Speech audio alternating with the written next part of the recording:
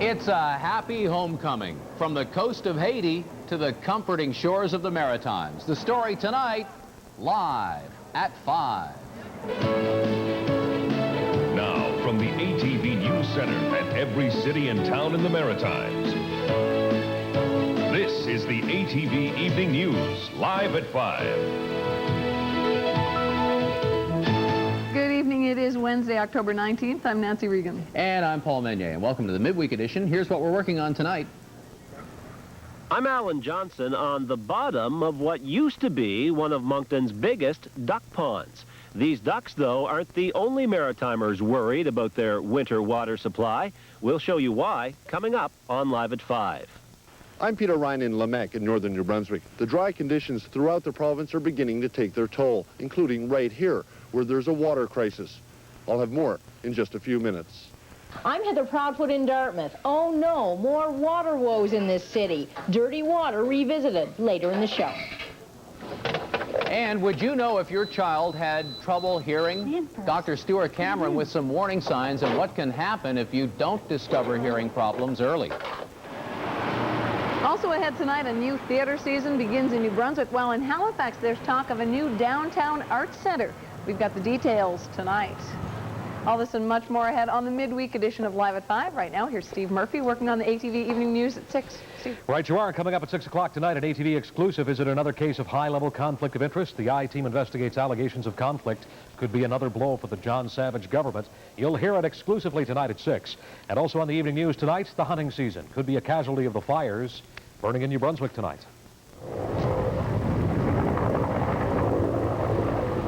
Word is the deer hunting season may be at risk because of the fires. On the positive side, the number of fires burning is now down to 14 from 24 this hour yesterday. More coming up at 6 o'clock tonight. Well, ever since the savage beating of this young man, Darren Watts, outside a frat house in Halifax, many have been eagerly awaiting the day when charges would be laid. New developments on this story coming up tonight on the ATV Evening News at 6 o'clock. And also a propane gas scare for as many as 200 residents of a maritime community after a propane gas leak at a car dealership. Families forced out of their homes into the streets. We have the story coming up at 6 o'clock. Right now, meteorologist Steve Weigel in the ATV Weather Center. Thanks very much, Steve. No rain in the forecast for the next 24 hours as a high-pressure system pushes through. I'll let you know if there's rain by the weekend, though, coming up later in the show. Steve.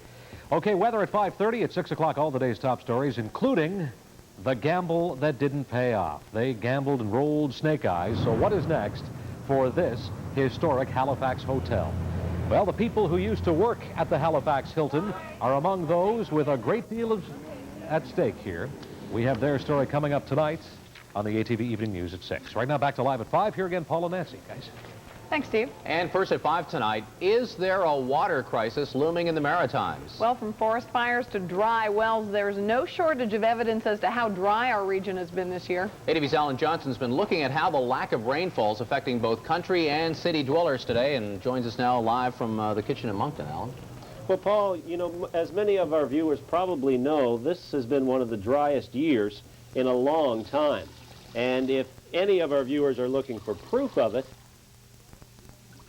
we've got it.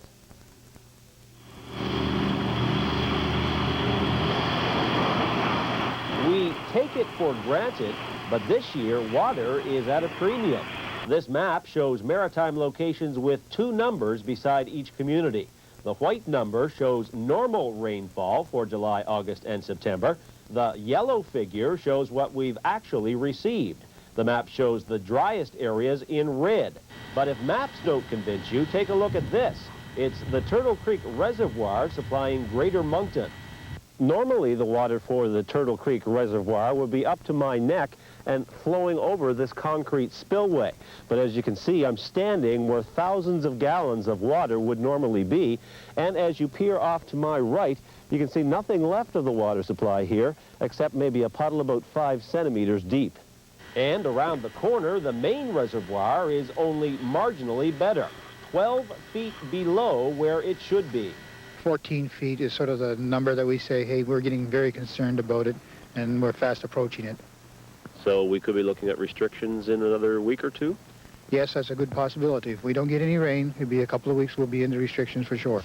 But because restrictions aren't in place yet, people are still using water at will. So McPherson's people are watching water quality minute by minute. On maritime farms, especially in south-central New Brunswick and northern Nova Scotia, the lack of rain really hits home. And we've had one of the driest July, August, September periods that I can recall in 25 years that I've worked in this region. And that means less cash in farmers' pockets. It's been a difficult summer for a lot of farmers, and it's going to affect their cash flows for the rest of this year. So, Paul, all areas of the Maritimes have had a fairly dry year through the summer and into the fall. But here in south-central New Brunswick, north-central Nova Scotia, and western PEI, we're really into the crunch, and it's becoming a bit of a crisis, as we just saw. Yeah. Now, those rainfall figures you quoted to the end of September, they're on the extreme end of things. How about the first 19 days of October? Any better? Well, Steve Weigel and I discussed this afternoon, and I'm sorry to say it's no better in October. A very dry month of October so far. In fact, Fredericton only recording 1 millimeter of rain so far in October, so not very good. All right, thank you, Alan. The situation is not very good, as we found out in Moncton, but Moncton is not the only place affected. There are a number of communities around the Maritimes wondering about their reservoir of water. Another is Lamec. ATV's Peter Ryan with that story tonight. The extremely dry conditions and lack of rain is creating a whole range of problems right across the province, including right here on the island of Lamec in the northern part of the province. They're having a water crisis. In fact, it's the worst one the community has ever seen. All the wells are really low, and that's why we're asking all the citizens to reduce their water, because if we don't get any rains, by the time the ground froze, we're going to have a big problem. And people are taking the water shortage seriously. This gas bar closed down its car wash this morning. We save about 20,000 gallons a day. So we're asking the people to do more because of the situation that's going to be if we don't get any rain. Hi, I wonder, are many people talking about the water crisis here in Lamec? Yes, they are. Every morning here, it's the subject of the dinner. Are you using less water yourself? We try. Are you worried that the situation could get worse? Oh, yes. Oh, yes. It could get worse. If we don't get any water, it could be worse, yeah. And communities like Lamec are hoping for rain, and plenty of it. They say it's the only way to really solve this problem. People can only reduce consumption for so long, but if they don't get rain, the situation is only going to get worse. In fact, council plan to meet to come up with a contingency plan if indeed that happens. One option they're looking at is asking the government for assistance. In Lamec, Peter Ryan, ATV News. Thank you, Peter. And still on the subject of good old H2O, just when residents of Dartmouth thought their problems with drinking water were over, they may have to put up with yet another inconvenience. This time it's dirty water in some areas where water lines are being flushed. ATV's Heather Proudfoot joins us now. Heather. Well, Nancy, this fall flushing program is causing periodic water discoloration in some areas. And for people who had to boil their water for most of the summer, it's no joke. Right now I'm making iced tea, and maybe I shouldn't be doing this because it's the same color as my water was last night at 6 o'clock. Today the water in Louise Moore's Dartmouth home looks okay, but last night she says it was filthy. We went to run the water to wash the pots and pans by hand like we usually do, and the water was just as brown as this beautiful pot of iced tea I just made. This month, the city is flushing different water lines on different days between 6 and 10 in the evening. Normally, the city only flushes its water lines in the spring. But this summer, when the water here was contaminated with coliform, the city had to use more chlorine in the system than usual.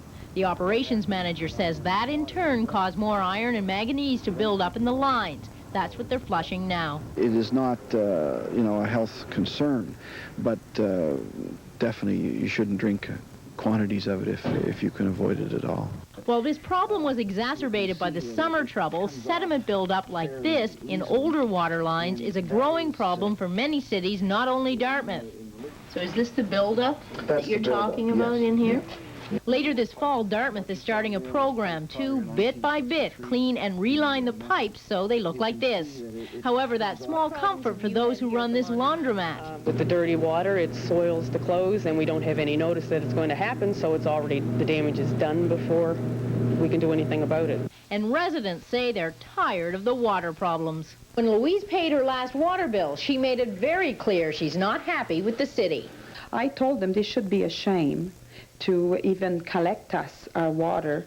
And also, now this flushing program is slated to continue until the end of October, and officials say that because there's 200 miles of water mains in the city, it's hard for them to predict exactly where the problems are going to arise as a result of the flushing. So people in Dartmouth are just going to have to grin and bear it for another 10 days or so. Nance? And of course, we'll keep them posted. We will. Thanks a lot, Heather. Thank you. And as for the question, is there a water crisis looming in the Maritimes? It's hard to say, but I guess we can all do our bit in a preventive way and conserve water for now. Paul? Well, coming up on Live at 5, meet a woman who is angry because her signature in support of Bosnian victims is now being used to support Roseanne Skoke's family values position. And next, a victim of domestic abuse who says police mishandled her case takes her story to a meeting of